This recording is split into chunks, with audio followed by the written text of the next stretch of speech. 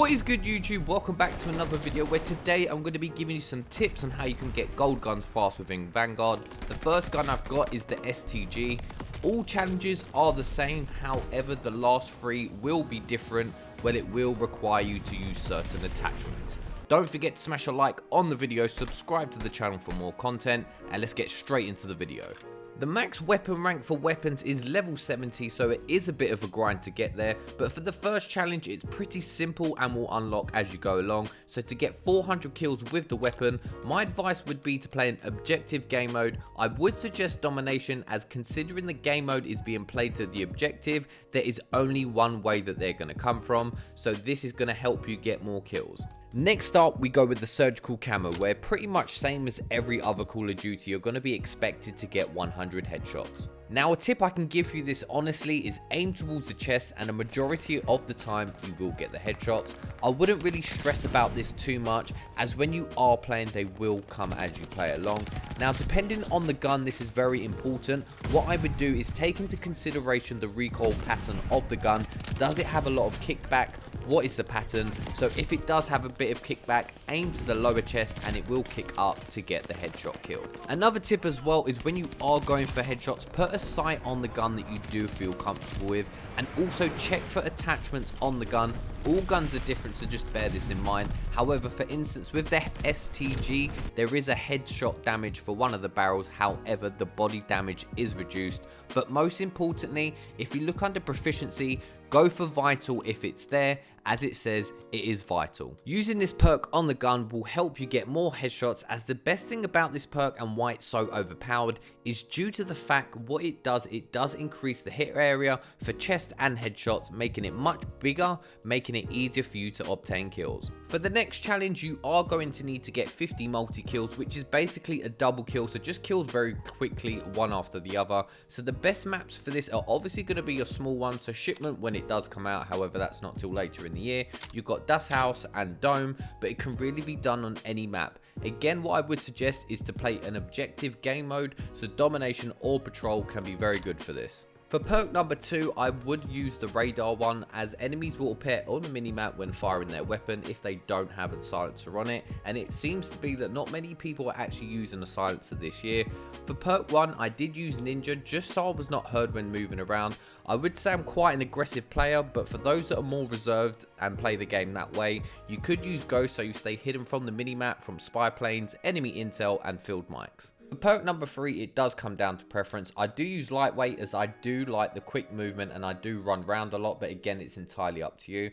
Also, depending on the gun you're using as well, I would take a close look at attachments. So for instance, when I was using my STG, I did have the lightened as my ammo type, as we do get an increase in bullet velocity, meaning our bullets are going to be traveling even faster. We just want to make sure we can register those bullets on our enemies as soon as possible, along with the vital perk.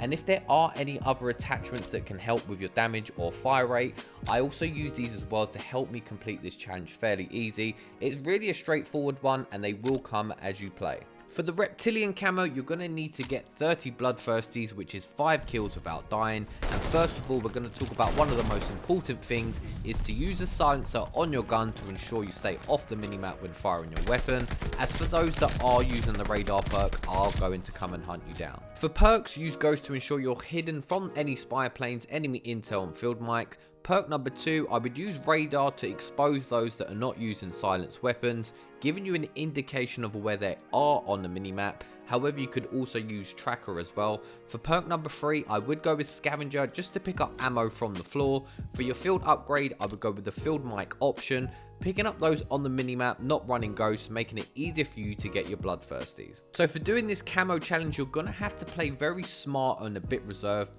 The best game mode for this, again, I would suggest is domination, as the enemy will always spawn in the same place, depending on everyone in the game is playing to the objective correctly. If you play patrol or any other game modes, what you're going to find out, the spawns are a bit all over the place, so you might be on a kill streak and before you know it, someone's just spawned behind you and you're dead. For kill streaks, I suggest going with intel, spy plane for them to show up on the map, and also a guard dog to help protect you whilst you're obtaining your Bloodthirsties. Your next challenge is going to be to complete 100 long range kills. On screen now, you're going to be able to see what is classed as a long range kill for each gun. I must admit, I'm slightly annoyed they took out the feature from last year where you could actually pin and see a distance as to see how far away you was. It was actually very helpful, and I hope they can add it back. It did make obtaining long shots much easier. For attachments, look to place attachments on your gun that are going to increase your damage range of the weapon along with damage to the weapon if possible. For your sight as well, look, it doesn't matter if your gun looks stupid. I actually think at one point I actually used the night vision just to get this out of the way. I didn't use it for that long. I might feel like a noob, but honestly, I do not care. Choose a sight with a view, but most importantly, place attachments on your gun as well that are going to give you the most balance and accuracy in regards to recoil and control. Learn the weapon's recoil pattern. Simply go into a private match and test it out, so whether you're shooting a wall or just shoot your gun, you'll be able to learn the recoil pattern of the gun. Now we're moving on to point blank kills, and they are back, and last year it was only on the SMGs, but now it does appear to be on all of them. So in order to complete this, you're going to need to get 100 kills at point blank range. Now what I will say to you is they are nowhere near as bad as last year. So for point blanks this year, the distance you have to be to you and your enemy is 2.5 meters, whereas last year in order for it to register, your gun literally had to be up their backside. So it's much easier to obtain these point blank kills. For perks, I would suggest using Ninja to avoid being heard. When going around for point blank kills, you're going to have to be aggressive, so you're going to be up close. Tracker to show your enemy's footsteps, and number 3, select lightweight as you're going to be running around a lot. So all guns do seem to have different attachments, even if they are under the same category, but what you're going to want to look out for on the gun and to put on the gun is stuff that is going to increase your sprint to fire time, increase your damage, increase your bullet velocity if possible, increase your movement speed of the weapon, and also sometimes, for instance, under my Volk that I'm using at the moment, there is a gung-ho under the proficiency, but with my STG there is not. So have a look out for that. If you can use gung-ho, go ahead and use that. For the maps, you're really going to want to find small maps if possible, so when shipment does arrive, this is obviously going to be the place to be to obtain your point blank kills. But also maps like Dan House is a very good option for this as well. For your tactical equipment, I would look to use flash grenade just to stun your enemies, field mics to help assist with enemies positions. Again, probably is the best to play domination, but this can be done in any game mode. The smaller the map, the better it's going to be for you.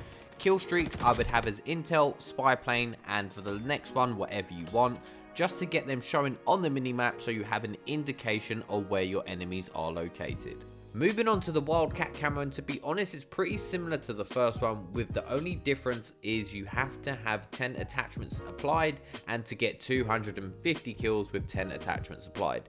It is slightly annoying. I would rather them just include this on the beginning one, just add in 250 kills, but it is what it is. So for the next, you'll unlock at level 60, 65 and 70. Now throughout all the guns in Vanguard this year, all challenges are going to be different from these. So for the first one, you're going to need to get 100 kills whilst aiming down sight with certain attachments applied.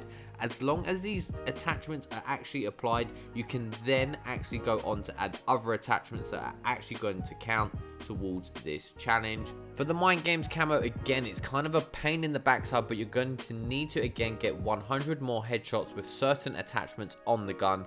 With the other attachments and how to do this, please just refer back to the beginning of the video for the surgical camo. Same will apply, you just need to make sure that the attachments are listed that it requires are on the gun. And last but not least, to complete gold, you will need to get 100 kills by moving with certain attachments applied to the gun, which is pretty straightforward. And that's all for today's video, people. Let me know down below in the comment section how the grinding is going for you. Are you enjoying Vanguard? How many gold guns have you got yet, or what are you working on? I hope this video was helpful. Don't forget to smash a like and subscribe for more content. Take care, stay safe, and until next time, peace.